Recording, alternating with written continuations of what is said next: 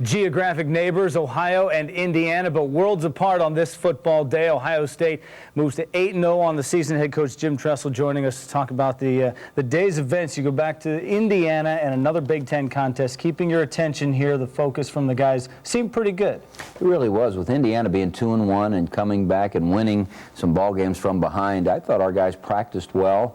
It was great having Tom Tupa come in because he'd had some great experiences he could share with. And all the messages we got this week, we heard from Joe Lukens, and Coach Mata sent us a nice message that we put to use. And there's Tom right there. It was a thrill for him. You know, he was in the NFL 17 years, and it was great to have him back. And speaking of punters. Yeah, their punter put it down on the 2, and then we punted the ball, and they got outside the edge. You know, we talked all week long about just how extraordinary their return game was, and set themselves up on the 15. But this is when the game took shape, when we forced them to go for a field goal. Yeah, they've had so many happy returns throughout the season that you had to take note of it. I don't know if there was any scheming differently. We'll talk about that a little bit later. But defensively, near misses in the early going. We were all over the place, and the guys were playing hard and getting after him, trying to confuse that quarterback. We held them to that field goal, and that would be all they would have this day. Yeah, you look at that, and if they don't get that return, you know the D's going to throw up a goose egg. And you go back to offense and some play calling here. A nice little screen after Troy's missed a couple of passes, and then an easy one to get him going. Yeah, we hit where we missed our first 3, and then we hit that screen, and then we hit the little option play here. And you know Troy could make things happen, and I think he rushed that one for about 26 yards, and that really got us jump-started. Yeah, good pickup on the play, keeping things alive, doing it with his feet. And Antonio Pittman, we've seen that before, gets a pickup of 8, almost kept it in bounds. He sure did, and Antonio had a good day, 16 carries for 105, and here's a good play-action pass, kind of all alone there, Rory Nickel, and it was good to get in the end zone quickly, a long drive. Well, that slow start is also done and forgotten about, and back on offense with a 7-3 lead now after trailing 3-zip, and Chris Wells. Now, Chris is a heck of a back, and Mo Wells, Chris Wells, and Antonio got significant carries, plus we went to the play-action game, and here you see Troy getting outside the edge of the defense, and our receivers keep working to get open because they know he keeps plays alive. Well, and that's a little different, too. In the past, when Troy would break the tackle barrier there, get outside the box, you thought maybe he'd run. And now he's keeping them alive, and receivers have to stay alive. Well, there's no question about it. And there you see Antonio Smith. What a wonderful day he had. What a great story he is, the effort he's made to become the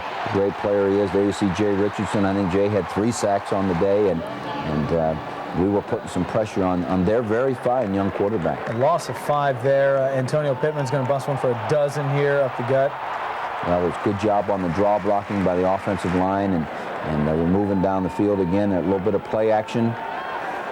Good job getting the ball out to Gonzo for a first down, and you know, we're moving the football in some pretty good-sized chunks. Yeah, his 30th catch of the year there that went for a first down out of 35 total catches. Here you see Teddy getting just a little empty route there, and he moved the ball into the first down area.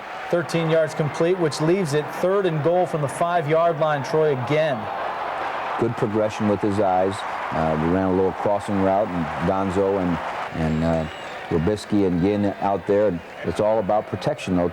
Troy had all day to throw it, and one thing this quarterback didn't have was all day. There you see Jay Richardson getting his 2nd. Yeah, Kellen Lewis goes down, loss of 6 on the play. The D really feeling his stride right now, and his dad loves it, you know that. And then you talk about Robisky, and here he is running the post. That was a good one. We got the ball right before the half, and we wanted to see if we could strike.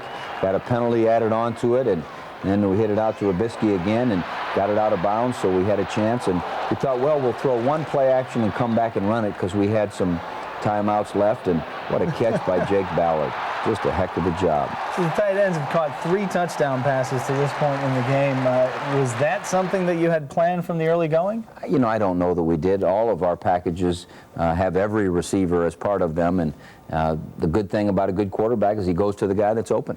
Well, he's double-teamed on that one, but he threw it to a spot where only Ballard could come up with it, his first catch. Well, and it was a heck of a catch. Yeah, it was. One he'll certainly remember, no question about it. Getting back to the returns, with what you know and saw on film, was there any thought of changing some schemes and how you would handle them in the return game because they've been so successful at it? Well, you know, we wanted to try to kick the kickoffs out of the end zone so we could have it on the 20, and we did do the one real nice pooch that we made one of their up people handle.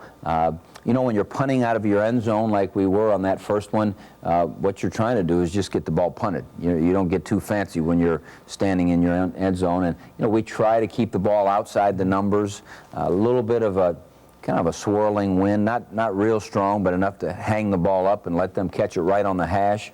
You know, they were a great test for us. Well, certainly as much an awareness also in the return game there. And you're certainly aware, up 21-3, that these guys have come back on the last three opponents to win the games in similar deficits. So tacking that one on, you feel a little better going to the half, as we do right now. We'll be back with second half highlights here on Buckeye Football Weekly right after this. We've had second half leads going towards you're going to get the ball here, and had some times where, you know, not as crisp as you want it to be in the second half. Not the case. Well, when we came out, we said we've got to take control of the game offensively right away, and that first 3 and out wasn't a good one. Then our defense made a 3 and out. Then from that point on, early in the third quarter, we took over. But, you know, we would have liked to do it right from the get-go. Mm-hmm. Well, you have a certain goal each week in yards, and I don't know if points creeps into it, but the guys were talking a little bit about points. They wanted to put up some points this week. Oh, we have a goal of 250 yards passing, 200 rushing, and 40 points. And we've been through 7 games and hadn't had 40 points yet. So we wanted to get there. There you see Troy finding Gonzo on probably a first down. Yeah, good 19. chance. You know it, 3rd and 11, he picks up 19. And you see a little route out to Teddy, and he can get around the corner on a real simple route, and you know, we're moving the ball down the field. We run a little option play, and unfortunately, you know, we turned it over, and the turnover margin ended up 2-1 in our favor, but sure wish it was 2-0. When we got the ball back, it came around with a little bit of a misdirection pass, and you see Anthony Gonzalez making another first down.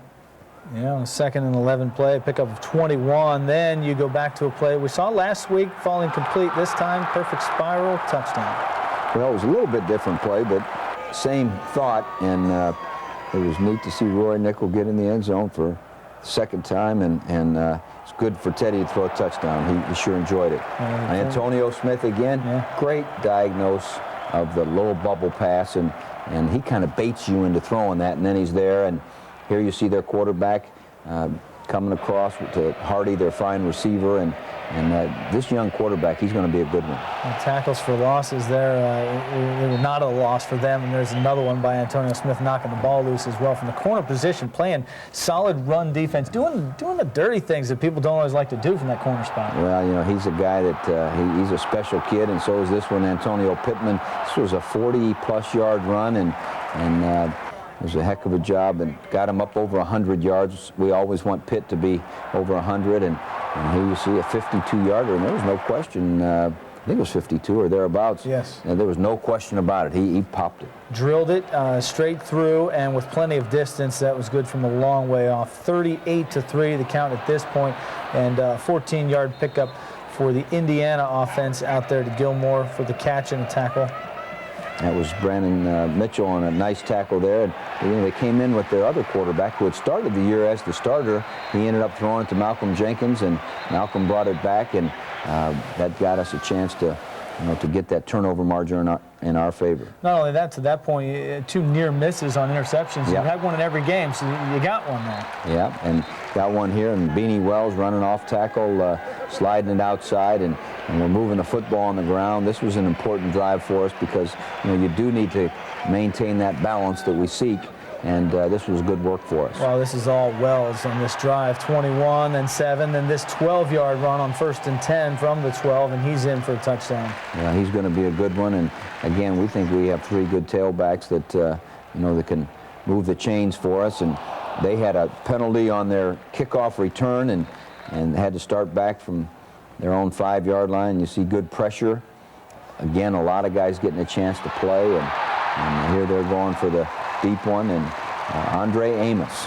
coming up with the big pick. Yeah, Blake Powers had taken over for Kellen Lewis there and just trying to get anything started there. But 2 picks, I think, in 17 turnovers forced this year, 15 are interceptions. Yeah, pretty darn good. And there you see Mo Wells, and almost took it to the house.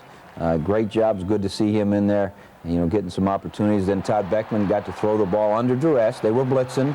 And Roy Hall, great effort to get a first down. Well, back off a bum ankle as well, so you see him in a 3rd and long situation where he can get a pass there. And Terry Hepner had him on the rise there, you know. Oh, there's no question. And he's, you know, I told him, I said, you got to believe that your guys are going to go to a bowl because they're a good football team, and you know, they've got to come up with 2 more wins.